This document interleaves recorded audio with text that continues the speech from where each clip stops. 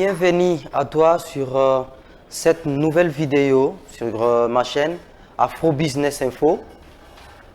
Dans la vidéo précédente, je t'avais parlé de l'intelligence financière comme la capacité de résoudre le problème d'argent. Et je t'avais promis que dans cette nouvelle vidéo, je vais t'expliquer en profondeur ce qu'est l'intelligence financière. Dans cette vidéo, je vais te montrer 5 étapes à franchir pour acquérir l'intelligence financière. Et si tu restes jusqu'à la fin de la vidéo, je vais te donner un bonus supplémentaire. Let's go!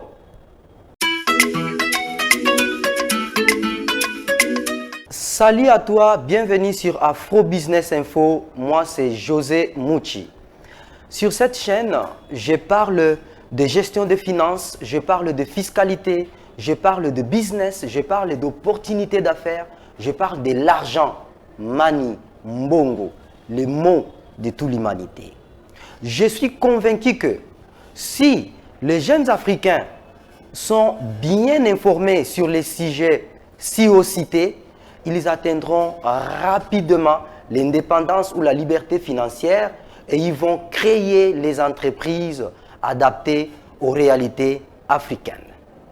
Quelles sont les 5 étapes à franchir pour acquérir l'intelligence financière? La première étape, c'est savoir gagner davantage d'argent. Il y a un adage africain qui dit « Les poissons suivent le cours d'eau ». Et cet adage est similaire à un autre qui dit « L'argent appelle l'argent ». Selon cette première étape, pour acquérir l'intelligence financière, il faut investir ce qu'on gagne. Et pour bien investir ce qu'on gagne, il faut savoir épargner. Prends un exemple tout simple. Nos mamans africaines, quand elles récoltent ce qu'elles ont sémé dans les champs, que ce soit les maïs, que ce soit les arachides, les millet et j'en passe. Qu'est-ce qu'elles font? Est-ce qu'elles consomment tout ou vendent tout? La réponse est non, bien sûr. Nos mamans africaines choisissent le meilleur de leurs récoltes et les gardent pour la semence prochaine. Quelle est la leçon pour toi? Dans tout ce que tu gagnes, il faut savoir enlever la sémence, ce que tu épargnes, tu mets de côté pour s'aimer encore. Si tu enlèves la sémence, avec le temps, tu vas s'aimer ce que tu as mis de côté, ton épargne, l'investir, et cela va t'aider davantage à avoir encore plus. Si tu as de faibles revenus, tu peux commencer avec 10%. Dans ce que tu gagnes, par exemple, je prends un exemple banal, tu gagnes 100 € ou 150 $ par mois, tu enlèves 10% de cet argent, tu mets de côté. Au bout d'une année, au bout de 2 ans, tu vas te constituer l'épargne consistant qui t'aidera à investir dans le projet que tu as. Et pour ceux qui sont forts à épargner, ils arrivent à épargner 25%, 30% de ce qu'ils gagnent. Et ici, pour savoir épargner, il faut éviter de vivre au-dessus de ses moyens. Si tu gagnes 100 €, 200 €, 100 $, 200 $, fais ton possible de vivre avec moins de ce que tu gagnes afin de dégager l'épargne qui t'aidera à faire les investissements. Donc, pour cette première étape, il faut savoir gagner davantage d'argent en épargnant, en mettant un peu d'argent de côté et chercher les occasions de l'investir. Deuxième étape, pour acquérir l'intelligence financière, il faut savoir protéger son argent.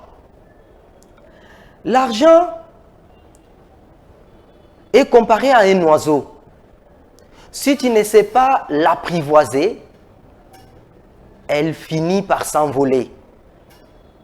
Tu as sans doute connu des personnes qui étaient riches dans le passé, épanouis, heureux, mais au soir de leur vie, ils se retrouvent pauvres, misérables. Mais pourquoi? Parce que l'argent qu'ils avaient gagné, ils n'ont pas su le protéger, l'argent s'est envolé. Quand tu gagnes l'argent, fais attention aux prédateurs. Fais attention aux vautours. Le premier prédateur pour ton argent, c'est l'État. Ah oui, l'État va vouloir que tu payes les impôts et les taxes. Ce qui n'est pas mauvais, bien sûr, parce que les impôts et les taxes aident l'État à faire face aux besoins de la population. Les routes, les écoles, et j'en passe. Mais, si tu ne connais pas comment le système fiscal de ton pays fonctionne, tu vas payer plus d'impôts que prévu. Par exemple, il y a d'autres impôts et d'autres impôts que tu peux être exonéré ou exempté. Mais si tu ne connais pas comment le système fiscal de ton pays fonctionne, tu vas devoir payer plus que prévu.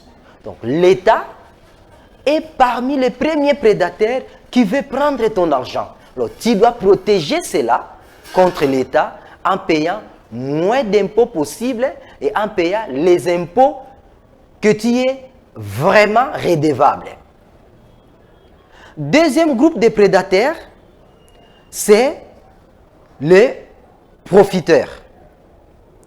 Qui sont les profiteurs? Ce sont les amis, les soi-disant amis, qui vont venir dans ta vie au moment où tu as l'argent, au moment où tu as la voiture, au moment où tu as un bon salaire. Et quand l'argent disparaît, eux aussi disparaissent. Ces profiteurs sont des prédateurs qui sont là pour te pousser à dépenser ton argent, à leur faveur bien sûr, et cela va t'empêcher à investir ton argent dans des projets qui t'aideront à progresser et aller de l'avant. Le troisième groupe de prédateurs, ce sont ceux que j'appelle les vautours. Ce sont les petits chéris, que ce soit masculin ou féminin. Les petits chéris qui viennent dans ta vie seulement parce qu'ils savent que tu as l'argent, tu vas dépenser pour eux, les sorties en week-end, les congés, pour que tu dépenses pour eux. Tous ces vautours-là, ils viennent seulement parce que tu as l'argent. Si tu veux progresser et aller de l'avant, toi qui es entrepreneur, jeune entrepreneur, protège ton argent des vautours et des prédateurs. Vérifie autour de toi qui vient vers toi avec un cœur sincère, avec un amour authentique, qui ne t'aime pas pour ton argent, mais qui t'aime sincèrement. Et puis, quand ta situation change et que tu commences à gagner l'argent, attention aux amis qui vont venir à ces moments-là. Souvent, ce sont des vautours qui viennent. Un pote à moi m'a fait rire. Il me dit, cette fois-ci, il va chercher une femme pour épouser, mais cette femme doit avoir une maison, la voiture, un bon salaire ou un bon business qui donne l'argent, comme ça, lui va profiter de l'argent de cette femme. J'ai beaucoup ri, j'ai raisonné avec l'ami, je lui ai posé 2-3 questions pour les recadrer. Est-ce que tu sais comment cette femme a fait pour gagner son argent aujourd'hui? Est-ce que tu sais les étapes où elle a franchi pour arriver là où elle est? Et tu veux venir dans sa vie seulement pour profiter de son argent. Ce n'est pas une bonne attitude à adopter. C'est vice-versa. Même les filles aussi aujourd'hui, ils disent, l'homme qui doit m'aimer, l'homme que je dois vivre avec lui, il doit avoir ceci, il doit avoir cela, et en premier lieu, l'argent. Mais pourquoi tu mets l'argent avant? C'est parce que tu es un vautour, tu es un prédateur. Tu veux seulement profiter de ce que l'autre a investi depuis les années et toi, tu veux seulement bénéficier. Et dans la plupart des cas, souvent, quand l'argent disparaît ou cet entrepreneur fait faillite, tous les vautours et les prédateurs disparaissent eux aussi. Troisième étape pour acquérir l'intelligence financière, il faut savoir gérer son argent. Savoir gérer son argent est très capital. C'est l'exercice le plus important qu'une personne doit faire pour savoir où il est avec ses finances, où il va et où il sera. Et pour bien gérer son argent, il est très capital d'avoir un bilan personnel. Mais c'est quoi un bilan personnel? Le bilan financier personnel aide quelqu'un à savoir ce qu'il gagne, comment il les dépense et en quoi il les dépense et comment il affecte son argent. C'est en fait comme un tableau de bord qui aide un conducteur à avoir le contrôle de son véhicule ou communiquer avec son véhicule. Savoir établir un bilan financier personnel, savoir établir son bilan aide à aller de l'avant dans son développement financier. Je vais revenir sur le bilan financier personnel parce que je suis en train de préparer une vidéo uniquement pour ça, pour le bilan financier personnel. Comment l'établir, quels sont les postes qui composent ce bilan financier personnel et comment un entrepreneur doit avoir l'œil sur son bilan financier personnel pour avancer dans ses business. Quatrième étape pour acquérir l'intelligence financière est de savoir fructifier son argent. L'objectif de l'argent est en fait de circuler dans l'économie. L'argent n'est pas fait pour être stocké ou gardé en un seul endroit. Si tu épargnes l'argent sans l'investir, tu ne fais rien du tout. Au contraire, tu es en train de commettre un péché financier qu'on appelle la thésaurisation. Tu ne dois pas thésauriser l'argent, coffrer, mettre sous le matelas ou garder dans un compte en banque sans l'investir. Non. Il faut épargner et ensuite investir ce qu'on a épargné. Ainsi, on fructifie. Quand on a épargné, on investit, on gagne l'intérêt ou le bénéfice et on a la capitale qui reste. Par exemple, quelqu'un qui a épargné, qui veut investir, il peut acheter les actifs. Ces actifs qui produiront à leur tour le revenu. Il peut investir dans l'immobilier et tu gagnes l'argent que tu as investi. Tu peux aussi créer des revenus passifs. Nous parlerons de ça aussi dans une autre vidéo. Savoir fructifier son argent aide à avancer.